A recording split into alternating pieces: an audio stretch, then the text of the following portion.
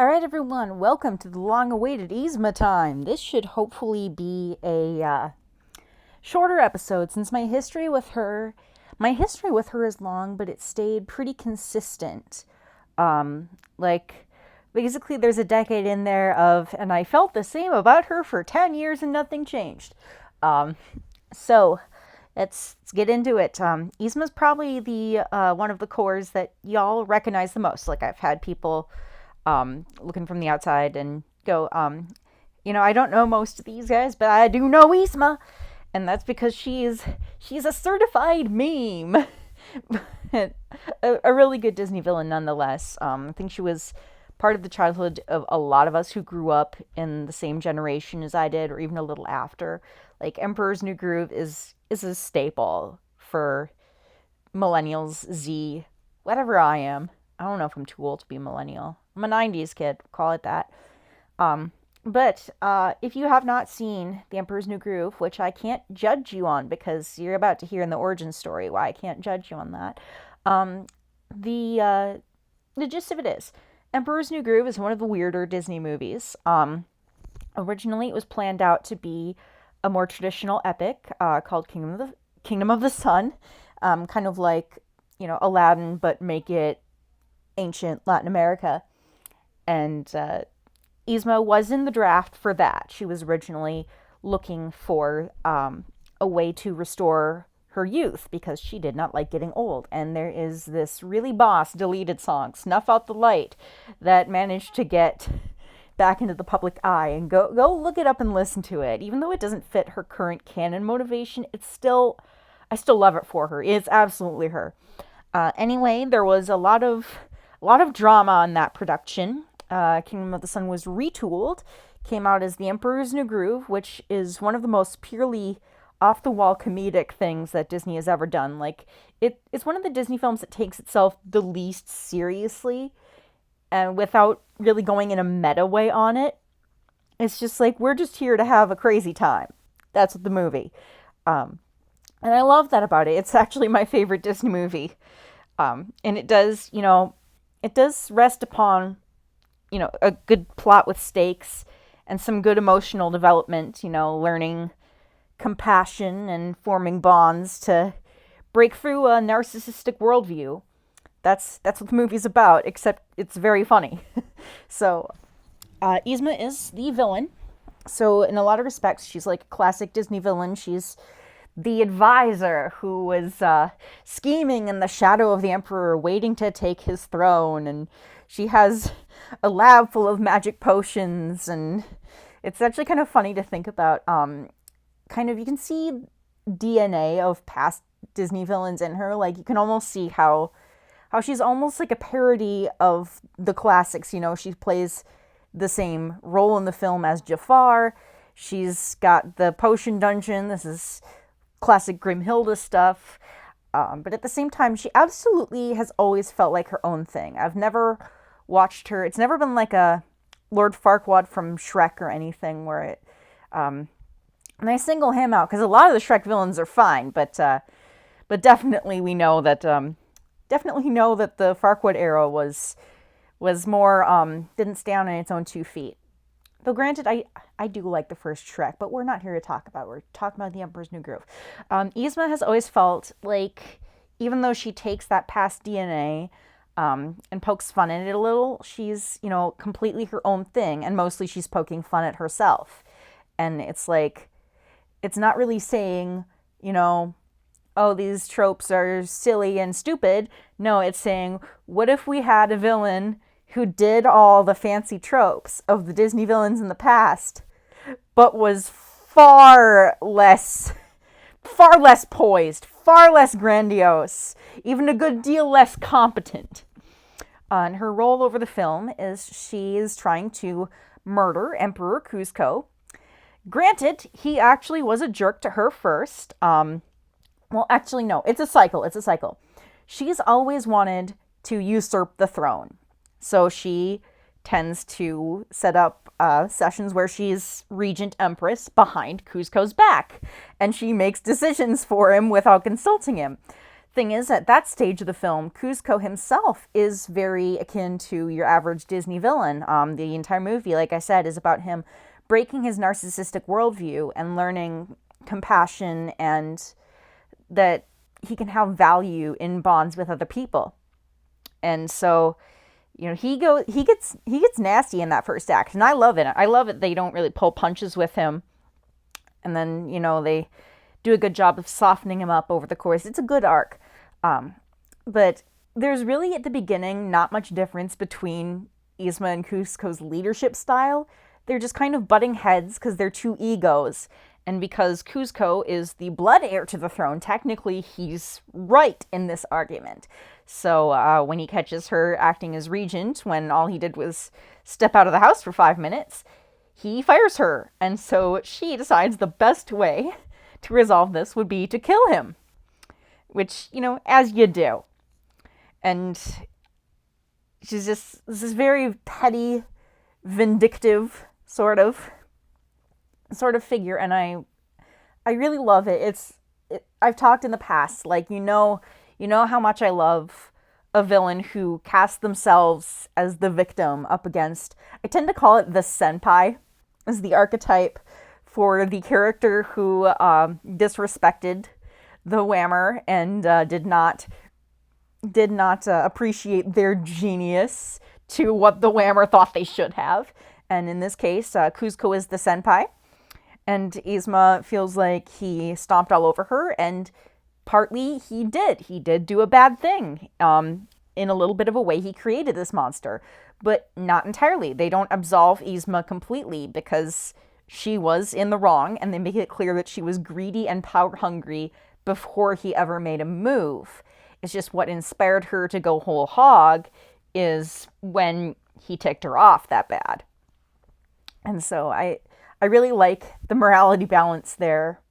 It's smart writing, I think, because it's a cautionary tale. Like, don't be like Kuzco, because you could cause the domino chain of other people becoming their worst selves. But at the same time, it's like you can't just fix everybody by being nice, and people don't just randomly become evil because you're nasty to them. It's weirdly more nuanced than I had thought. It's the Emperor's New Groove, and there's nuance in it. So this film, the reason I can't judge on whether or not you've seen it, despite it being a cultural icon film, is that I never saw it in theaters. I had heard reviews from it. One of my friends at the time, if I remember correctly, like I was in middle school, and I hopped around school districts a lot. I was still pen paling with my first elementary school best friend, who we've fallen by the wayside a long time ago. I don't know where she is now. I hope you're doing great. But she had said, no, it's not that great. It's stupid. I don't like it. And then, my family took her review to heart, and I was like, yeah, I definitely don't want to invest in anything stupid. And so we never ended up seeing it in theaters, which is a travesty. If it ever gets re-released in theaters, as I know Disney does with some of their more epic productions, I will absolutely shell out for it. I will be there. I will be in the back row, not the front row, because watching movies from the front row is one of the most annoying banes of my existence. But I'll be there, you can bet. I'll be one of the first people to buy tickets, and I'll buy the back corner. So eventually I had to, curiosity got the better of me. It was released on VHS. I'm like, well, I have to see it. I'm a Disney fan. I got to see it. And it blew my mind with how just zany and fun it was. It's, as I've been saying, its biggest strength is its sense of humor. And it's very much, off the wall in that some of the jokes come completely out of left field, especially the ones involving Yzma.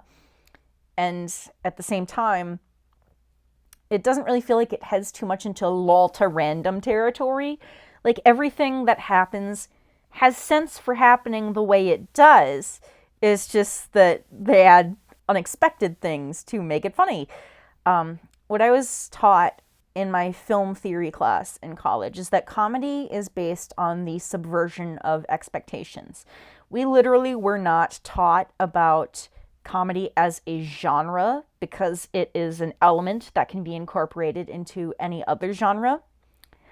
And so, like you'd say, under that definition, Emperor's New Groove primarily is, an epic adventure film, kind of almost fairy tale-esque, but it's got the humor heaped on it very high, and it makes use of that subversion of expectations. And one of the things that I always notice is that Yzma gets the funnier half of the movie. Like, a lot of what happens with Kuzco and Pacha on their side is just pure slapstick. There's the whole scene with the waterfall and with the crocodiles, and I have to admit that sometimes younger me would even get a little stressed out during those sequences, even though I know everything's going to be fine. But Yzma's half of the plot is like her redecorating the whole palace to have her face plastered everywhere, or trying to hike through the jungle, and she has her own slapstick, but it comes with that extra, one of my favorite tropes is when a character just gets progressively more done with a ridiculous situation, and it's just Yzma hitting disaster after disaster and, like, having a total meltdown. She's getting a little angrier with each one, to the point where she screams at a squirrel, and of course the squirrel is the one they need to get along with to find where Kuzco went.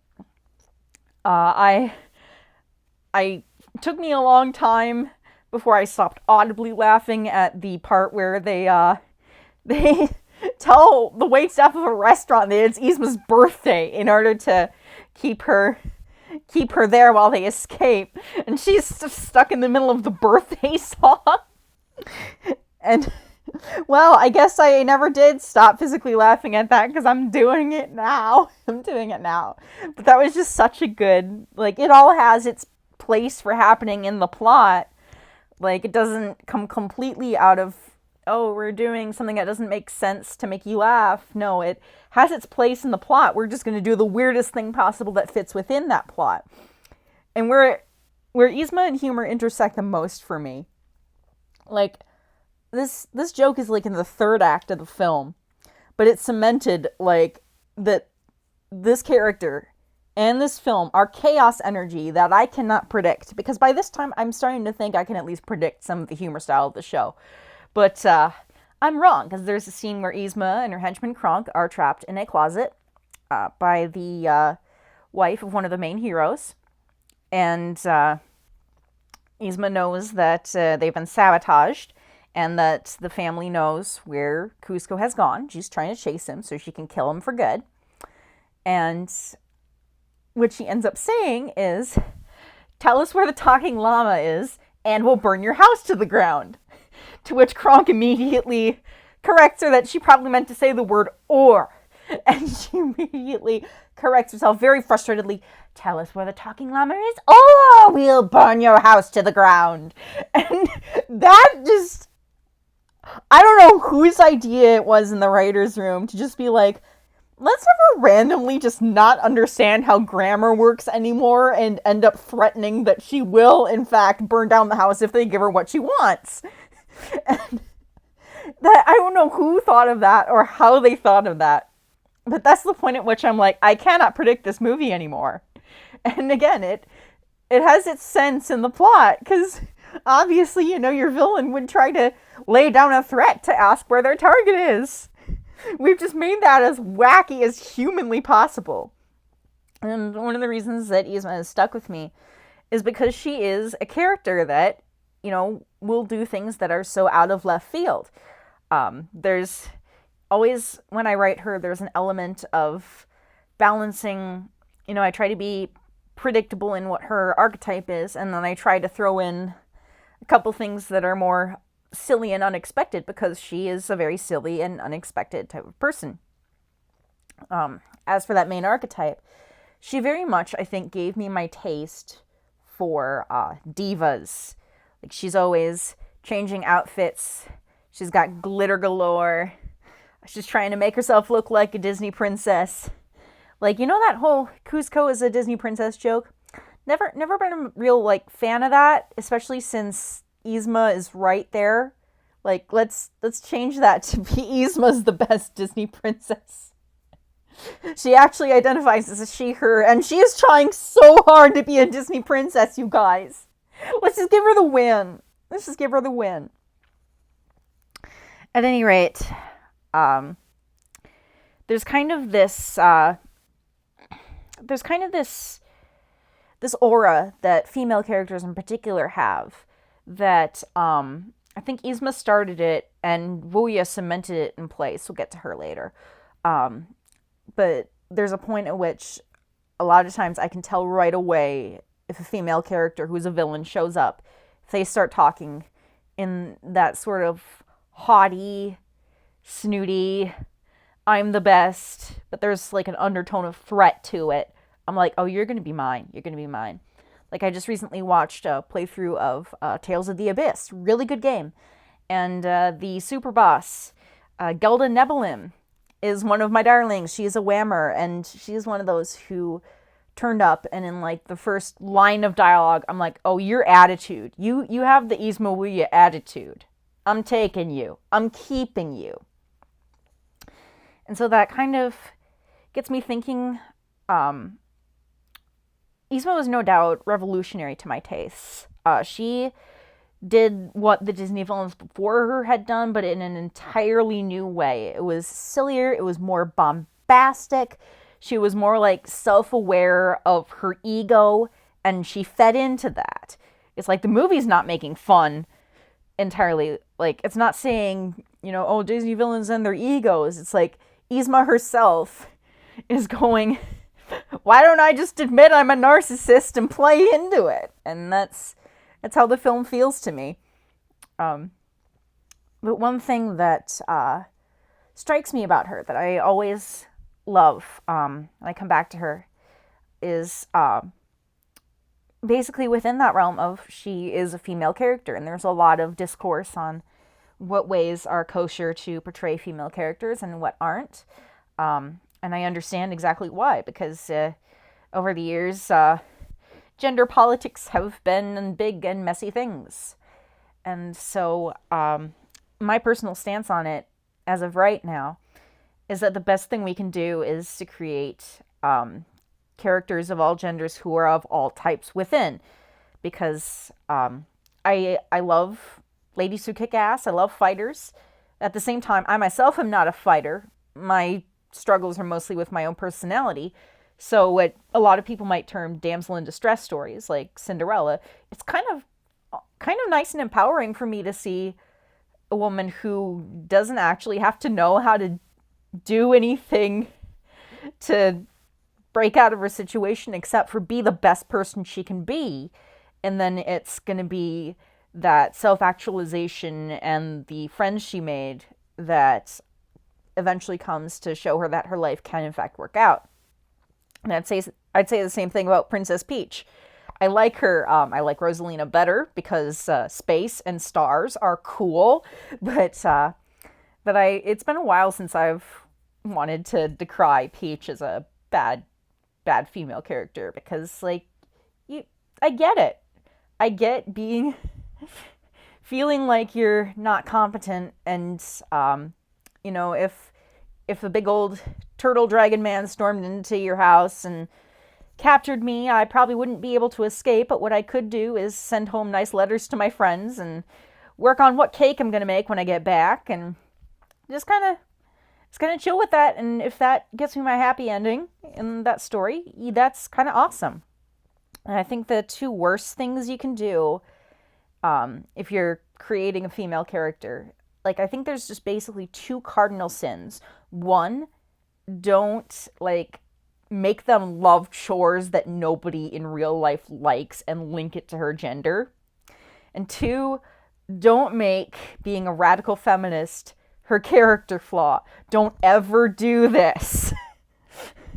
No, I'm sick of it, because then it's like, either we're demonizing the feminist movement, or if I'm trying to be like, appreciating the villain, as you know I do.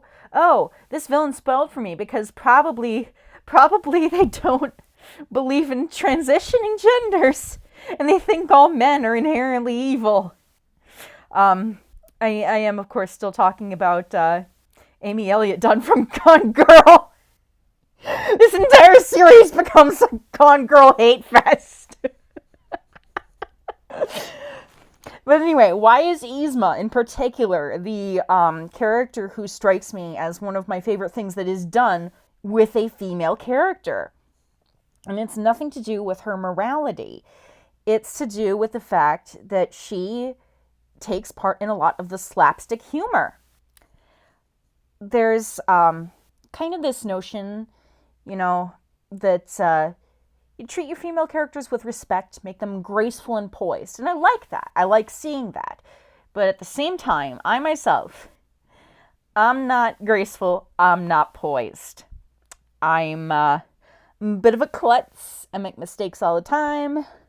I'm very self-conscious about that. And so when you give me a female character like Yzma, who, she's trying her best and still she trips on her own high heels, lands in the mud, all that good stuff. It's like when she throws herself into a battle and starts punching people ungracefully, like in that struggle with the lab over the human potion vial. Like all that, I'm like, oh, that's more how I feel when I'm going through my day-to-day life. I personally, here's the personal touch. I was born a she-her, and I fully identify as she-her, and I fully identify as female, and I personally believe that one of the things that frustrates me is that there seem to be a lot of boxes in real life, like completely ignoring fiction, that people expect you to fit in when you're a girl. Is people expect you to be the the feminine, the one who prioritizes beauty and all that, and then we realize that that's outdated, but then kind of we've made being the tomboy, being the one of the guys, into an entire separate box. And I've always felt like I'm a little of both categories. Like, I slouch, I'm loud, I'm klutzy, I like villains, I like, I prefer movies with, like, superheroes in action over rom-coms, but you know what else is? I love glitter. I love skirts. I love the princess fantasy. I love getting to play with makeup on Halloween. I love going full high femme in my aesthetic. I always say that I feel like if you cut me open, what would spill out is purple glitter.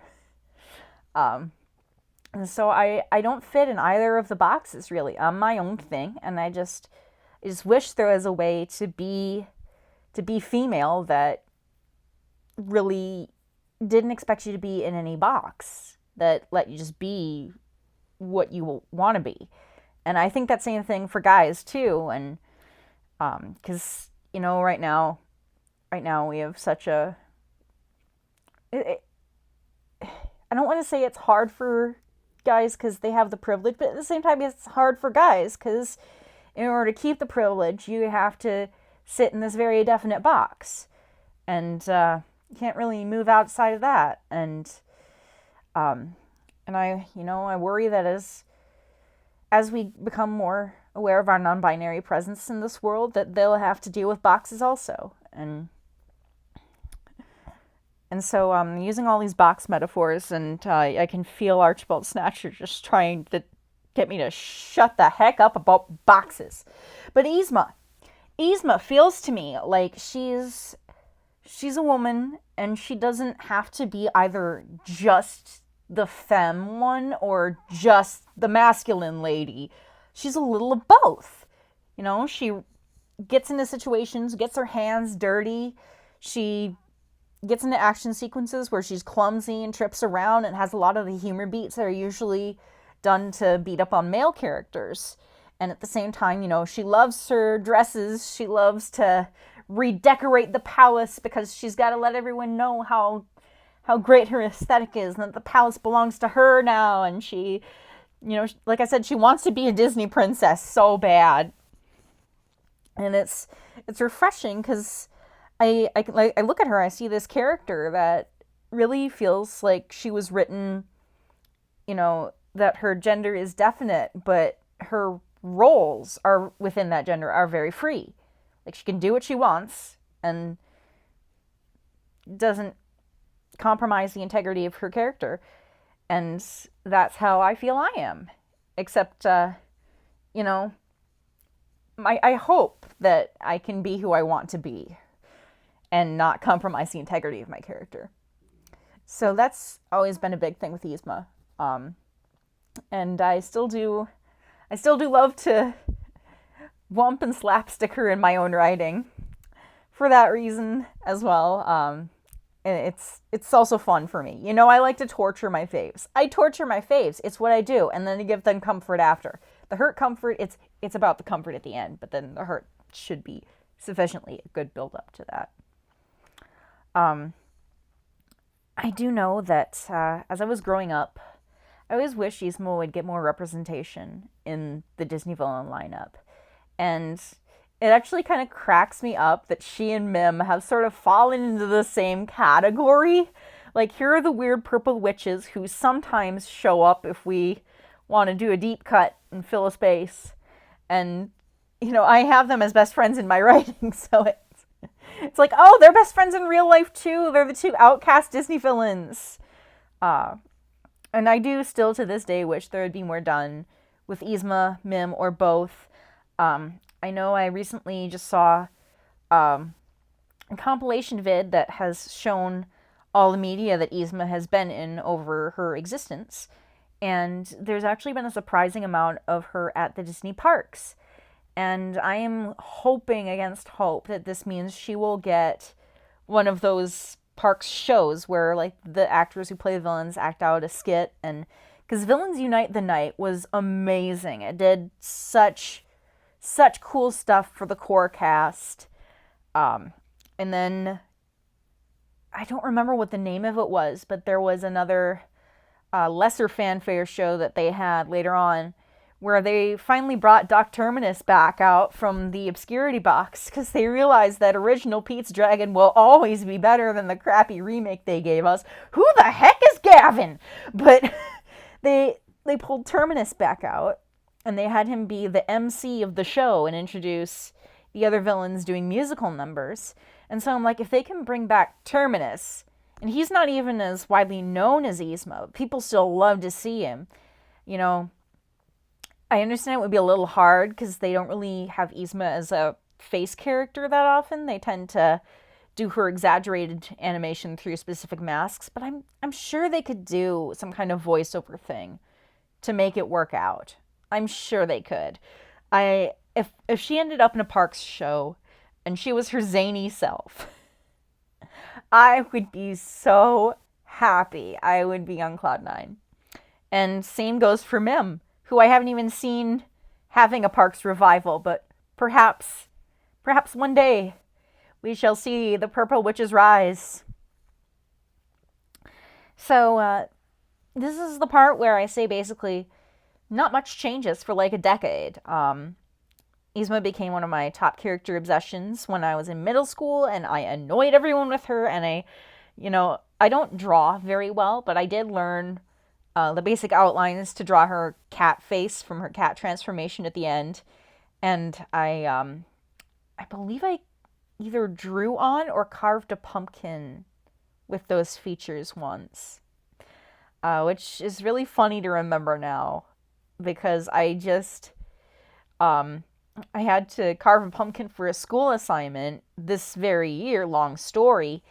And what I chose to do was to do a silhouette of Yzma where I just cut out the negative space, and what I left on the board was what I left in the pumpkin flesh was going to be shaped like her.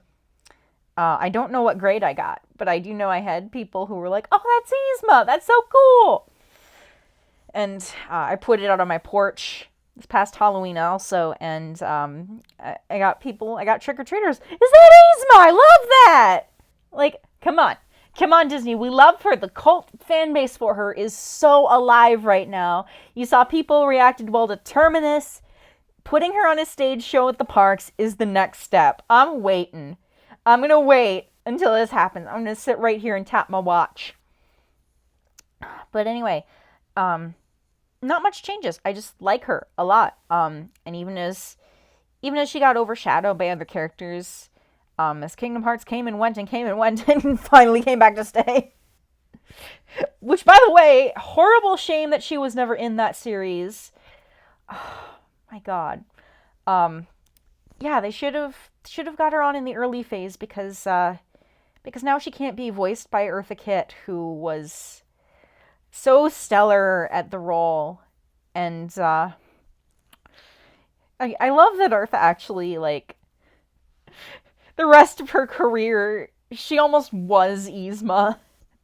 Like, the song I Wanna Be Evil.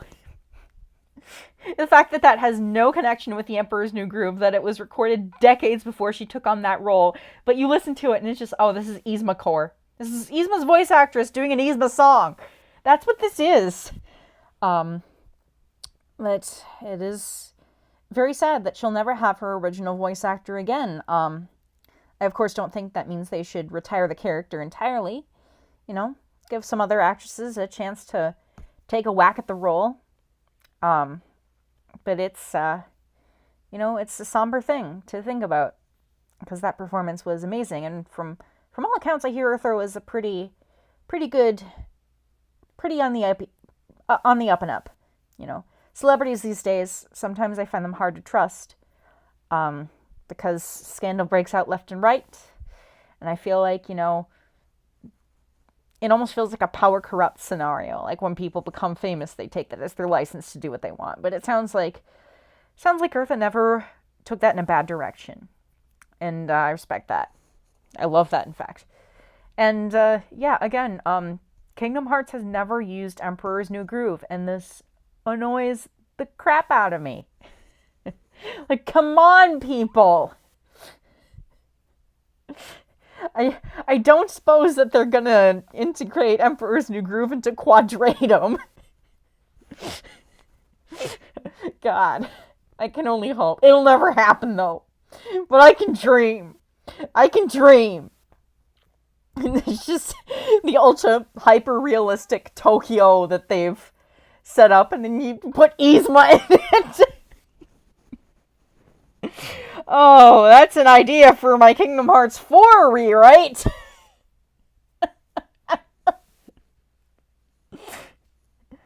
That's the problem with me doing these as such a casual affair, is I laugh at my own jokes and you're forced to sit there. But anyway, Yzma coming back around, always I loved her. Never really stopped loving her. Sometimes other characters will upstage her, but always she stayed as my, I loved her at first watch, and I still love her, and she manifests through the fact that I collect divas and gals with attitude and female villains who don't quite fit the poise mold and maybe get slapsticked a little or a little more stupid, and that's okay. And so, of course, it comes back around to the Disney versus non-Disney villains project and Disney versus Marvel, because again, it was a joint thing on that Sorcerer Society concept that I talked about in Mosenrath's episode. I'll recap that real quick. Is for Disney versus Marvel tournament, GA Villain did a kind of throwaway side squad that was Mosenrath, Yzma, I Am a Ghoul, and Madman and Mim, all four of whom became my absolute darlings. And I built the entirety of the WHAM Army off the Sorcerer Society framework, especially because Manwu and Disney versus non-Disney villains appropriated the Sorcerer Society and went their own direction with it, but it still had those core four.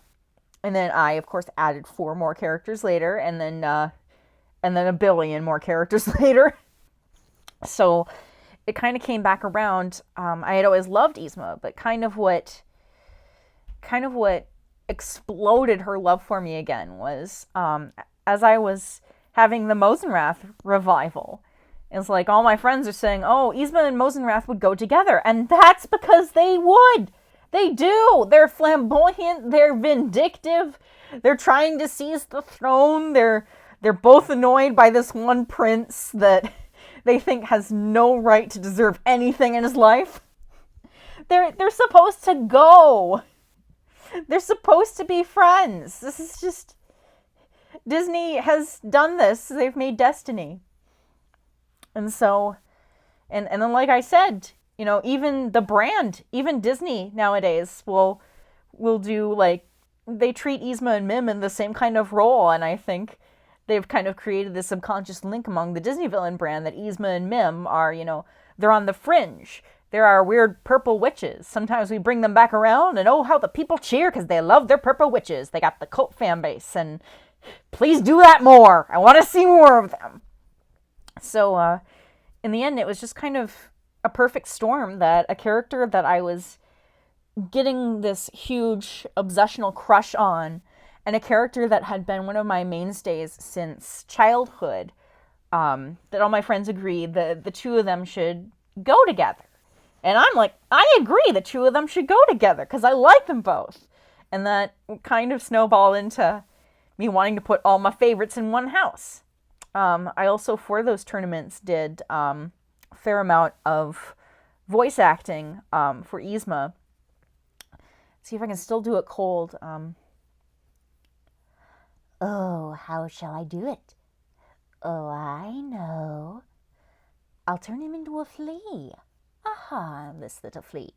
Then I'll put that flea inside of a box. Then I'll put that box inside of another box, and I'll mail that box to myself. And when it arrives, I'll smash it with a hammer. Yeah, so I had to do that a lot for the tournaments, except with original dialogue. And so it was really fun getting to be Yzma, given the big history that she had with me. Though, full disclosure, as you can probably guess, I also managed to use voice editing magic to grandfather myself into doing Snatcher's frou-frou voice for the tournaments, and that one was even more special to me. Like, bro, I am him now! That's the other thing is, one of these past days, like past year or so, I was sick, and I was sitting on my bed, and I'm like, I'm gonna try and watch things that cheer me up. So I'm watching the Emperor's New School series because, okay, Emperor's New Groove is king. Kronk's New Groove is kind of crap. I don't really like how they treat Yzma in that because it feels like they diminish her a lot. It's the same kind of feeling I get with Marina Del Rey in Ariel's beginning, that like there's a good foundation here, but you're not taking it as far as it could go. You know, you could make this should be a villain that people feared, and as much as the youth potion scheme is so very Yzma, it's like, why does it just stop at her scamming people? That's, you know, even the Liquidator from Darkwing Duck, he not only scammed people, but tried to take over the city doing it. That's another good bro TP. Yzma and Liquidator, they go together. A lot of great taste great together. But yeah, Kronk's New Groove, not great. Emperor's New School, used to hate it because it's so obviously not in line with the original film, and because it's just a Kuzco character assassination. The character that they have as the main character of Emperor's New School looks like Kuzco, name is Kuzco, is not Kuzco. I know J.P. Minot is a good actor because he did the dub for Randall in Kingdom Hearts 3. And he did this perfect job of recreating Steve Buscemi. But either he can't do David Spade that well, or he just doesn't want to try. Or the voice director told him to go his own direction. Either way, it does not at all sound like David Spade is Kuzco. And I would know because David Spade is the voice claim for my favorite villain OC right now. So I'm attuned to his voice at this moment. And JP could have probably done better, but didn't. And we end up with this horrible regression of Kuzco's character into even more narcissistic than he was at the beginning of the first film, but without the punch to it. He's totally harmless, just a jerk to everyone, and everyone lets him off the hook for it. You know why I watched that show, though? You know why I watched that show? Because Yzma is top notch. Yzma is amazing in that show. Like, all her subplots are just the zany stuff I expect from her. It doesn't feel underbaked like Kronk's New Groove did. Even when she does, like, the harmless schemes, it still feels like her. You know, it's like, this is Yzma doing what Yzmas do best. And I actually appreciate that show for actually fleshing out the idea that turning him into a flea wasn't just a fluke in her planning. No, all her plans are that stupid. Every single plan she's ever made is that stupid, and that's one of my favorite attributes of her that show canonized. Anyway, like I said, this is my very turn off your brain, no thinky show. Kind of on the level of Phineas and Ferb. I don't watch Emperor's New School religiously when I want to have a show that I'm invested in. I watch it when I'm sick and I don't have brain energy. I'm like, I just want to watch Yzma being wacky. So I'm watching that show for a while I'm sick. And then I try to give myself an extra cheer up. I do like my 70th rewatch of the Box Trolls. That's not the actual number, but oh my god, I've seen that movie so many times over now compared to any other movie I've had in recent times. But watching them back to back, it's just like, oh, Snatcher and Yzma are practically the same character at points. Like they're both about the glitz and glam and theatrics. They're both about committing the murder behind the back, trying to socially climb, but the senpai at the top of the food chain is saying, no, you're gross, go away. And they also are two great taste great together. And so here's the thing. A lot of the characters I've talked about, Mosenrath is a super introvert. Vexen was always stuck on a dysfunctional team. Snatcher needed validation. Roman needed a team that wouldn't control his life. Yzma doesn't really have a need for the WHAM Army. She can just be fine on her own. In fact, you may have noticed I haven't really talked about Kronk at all. And what's funny is I love Kronk. I do. He makes me laugh a lot. But as much as he and Yzma are the fun duo in canon, I just feel like it makes more sense to have their paths go separate ways. Like, I don't think they need each other to be a good comedy duo. I think they can each be fun on their own with people who share their values. But even so, if she didn't have Kronk, I think Yzma would still be fine, She's independent. She doesn't... I mean, she craves validation, not to exactly the degree that Snatcher does. I think she, doesn't exactly, quote, need, unquote, friends. That being said, putting her on the WHAM Army, while it doesn't, it's not something she needs, I feel like I've made it something she really wants. Because here are these people that are just as loud and flashy as her, that join her for group musical numbers, that get her need to sit the throne and rule with an iron fist, that she'll say, oh, Kuzco stinks, and everybody else goes, oh, yeah, Kuzco definitely stinks, and so do our nemesis. And, even though she'd be fine on her own, it is so much better that she's got a crossover team to bounce off, because now it's like all the other Yzmas of the world showed up to the Yzma convention. So, yeah, I usually like to try and share some unique headcanons in these. And I think the biggest one is that, while I don't necessarily give her the cat ears and tail that Kronk's New Groove did, they made her a full-on anime cat girl over in that movie. That was weird. But I do believe that her time as a cat has left her with some instincts. I believe she fears dogs now, which she didn't before. It was only after turning into the cat and back that she had an instinct to get away from dogs. And I think she kind of can, like, not literally do a cat purr, but, like, sometimes she'll, like, make that noise if she's content. People, are you purring? No, I'm not. I also think that she, conversely, is very annoyed by the presence of cats, or too many cats, because it reminds her of that time she spent as a little fluffy, four-legged cutesy cutesy little creature, and she doesn't want to think about that. That was an utter embarrassment.